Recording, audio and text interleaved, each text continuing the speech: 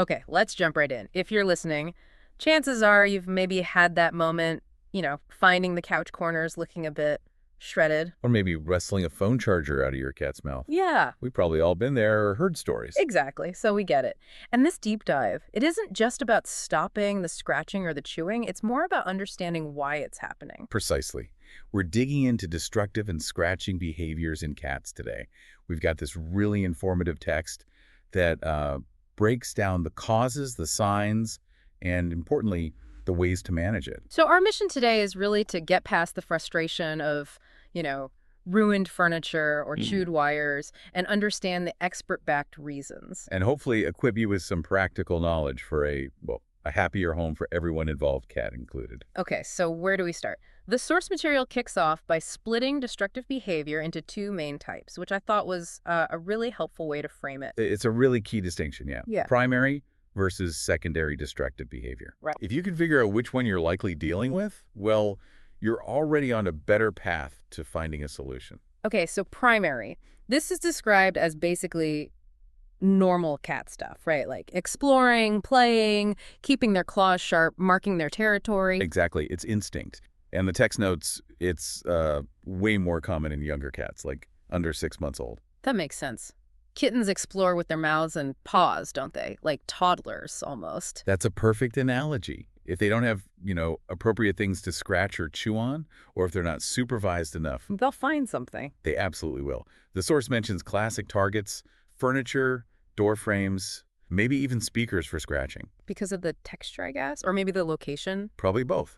And for chewing, it's often houseplants or things that dangle or feel interesting, like shoelaces, rubber bands, that kind of thing. Yeah, you see that a lot. And the source points out that not having enough good outlets like appealing scratching posts or engaging toys is a big risk factor. Definitely. If you don't provide alternatives, you can't really blame them for using the sofa. True. And it also mentions that sometimes owners can accidentally make it worse, like by scolding them. Right.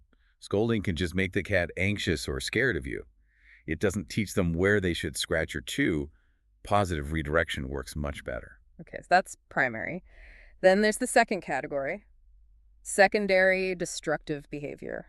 This sounds potentially more complicated. It can be, yeah. It might signal underlying behavioral issues, maybe even medical problems, and it's often seen more in mature cats. So not just kitten energy. What forms does this take? Well, the text outlines a few types. There's attention-seeking behavior. Ah, so the cat does it when you're there, maybe when you're busy? Exactly. They learn that chewing the plant gets your attention, even if it's negative attention. Clever little things. Then there's compulsive behavior. This can be quite concerning. Excessive licking, chewing, sometimes even eating non-food items. Right. Wool sucking is a classic example. Wool sucking. Yeah, particularly wool or other fabrics. And the source even notes a possible genetic link for that specific behavior in some Oriental breeds. Huh. Fascinating. Okay, what else falls under secondary? Stress-related scratching is another big one. Makes sense. Stress manifests in weird ways. It does. And the trigger could be conflict in the house, maybe between cats or changes in routine or even just seeing another cat outside the window. Wow, so it's like they're acting out their anxiety on the furniture. In a way, yes. It's a displacement behavior. And that ties into another point. The text mentions potential health links, too. Right, you mentioned medical issues earlier. Yeah, especially if destructive chewing starts suddenly in an older cat. Or if you see pica, that's the eating of non-food stuff. So what should you look out for medically? The vet needs to rule things out. Dental problems, GI issues, other diseases, maybe something causing pain or anxiety. Okay, so it's not always just bad behavior. It could be a cry for help almost. It absolutely could be. Which leads us nicely into diagnosis. It's more than just seeing the chewed up cables. So the vet plays a key role here. Definitely. They'll do a thorough physical exam, paying close attention to the mouth. For dental issues, presumably. Exactly.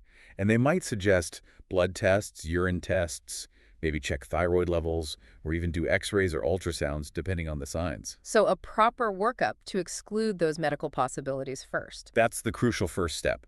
Once medical causes are ruled out, then you can really focus on the behavioral side. Okay, let's talk solutions. The toolkit for change. Mm-hmm. Starting with that primary, normal but annoying destructive behavior, what does the source say not to do first? It's very clear. Declawing should not be the first line approach for normal scratching. Good. Yeah. That's important to emphasize. So what should we do? Focus on management. Regular nail trims, that's a simple one. Shorter nails, less damage. Makes sense. And supervision. Yeah, especially initially. Maybe confining the cat to a safe room with appropriate things when you can't watch them directly. Helps build good habits. And the scratching posts. Absolutely vital. Provide appealing ones, put them in prominent spots. Even near where they're already scratching the furniture. Yes, that makes it easier for them to switch. And think about the material. What works best? Sisal rope, cardboard, maybe loosely woven carpet, tightly woven carpet. Not so much, apparently. Interesting. Vertical posts? Horizontal scratchers. Offer both. Cats have preferences. Give them options. Okay, options are good, and rewarding them when they use the right thing. Huge. Positive reinforcement. Treats, praise, petting when they scratch the post, not the couch. And how do you stop them from using the wrong thing in the meantime? You can make the unwanted surfaces less attractive. The text suggests things like non-toxic bitter sprays or double-sided sticky tape. Cats generally don't like sticky paws. Ah, okay. Deterrence. And don't forget play. Regular, interactive play sessions. Wand toys, laser pointers, used responsibly, of course. Burns off energy, redirects that hunting instinct. Exactly. And having a variety of other toys available is good, too. Oh, and it mentions plastic nail caps as a temporary fix while you're working on the behavior. Like little covers for their claws? Yeah. They can help minimize damage during the training period. Got it. So quite a few practical things for primary destruction. What about the secondary types? Those seem trickier. They require a bit more detective work, focusing on the underlying cause. For attention-seeking behavior. The cat scratching the door while you're on a Zoom call. Right. The advice is to initiate positive interactions yourself, on your schedule. Don't reward the demanding behavior. Clicker training can be great here, too, for reinforcing calm behavior. So ignore the bad, reward the good, basically, but proactively give attention at other times. Precisely. Be mindful that even yelling no is a form of attention. Ah, good point. Okay, what about the compulsive stuff, like the wool sucking? There, the key is identifying and reducing anxiety triggers in their environment. Is there conflict? Is something scaring them? And more play. Appropriate chew toys. Yes, interactive play helps manage anxiety and provide safe things to chew. The source even mentions things like rawhide, potentially, though always supervised chewing, and crucially, prevent access to the things they obsess over, like that wool blanket. Management is key there. And the stress-related scratching. Triggered by the cat next door, maybe? Yeah. For that, you need to tackle the source of the stress. Can you reduce conflict between cats in the home? Can you block the view of outside cats? Window film? Moving furniture? Make their world feel safer, more predictable? Exactly. Environmental enrichment, a stable routine, it all helps reduce that background stress level. It all connects, doesn't it? Now, sometimes behavior modification isn't quite enough or the anxiety is very high. The source mentions medication. It does, but it's really important to understand its role. It's not for primary destruction or simple attention seeking. Okay, so not a magic bullet for kitten scratching. Definitely not. It's considered a complement to behavior modification, mainly for significant anxiety-based issues. Think compulsive disorders or severe stress-related problems. And what kind of medications are we talking about? The text mentions two main classes: SSRIs, selective serotonin reuptake inhibitors, and TCAs, or tricyclic antidepressants. Things that affect brain chemistry, like serotonin. Exactly. They help regulate mood and anxiety. It gives specific examples like clomipramine and fluoxetine, even suggested starting doses. Are there other options besides those? Yes. It also touches on nutraceuticals, things like same, Zocine, or Angstitane. These can sometimes help with calming or anxiety, maybe related to cognitive decline in older cats. So options exist. But there are warnings too, right? Contraindications. Absolutely critical. TCAs and SSRIs should not be used with certain other drugs like MAO inhibitors. Okay, important for vets and owners to know. And the source strongly emphasizes informed consent, especially if a medication is being used off-label, meaning it's not officially licensed for that specific use in cats. So it's a serious discussion to have with your vet, weighing the pros and cons. Absolutely. It's a partnership decision. So looking ahead, what's the long-term picture? Does this stuff usually get better? Well, the good news is that the normal exploratory stuff in young cats, that often resolves fairly quickly with the right management and enrichment. That's encouraging. But the anxiety-based issues, the secondary problems, those often need longer-term management. Meaning ongoing behavioral strategies. Maybe medication long-term? Potentially, yes. It might be a lifelong management plan for some cats.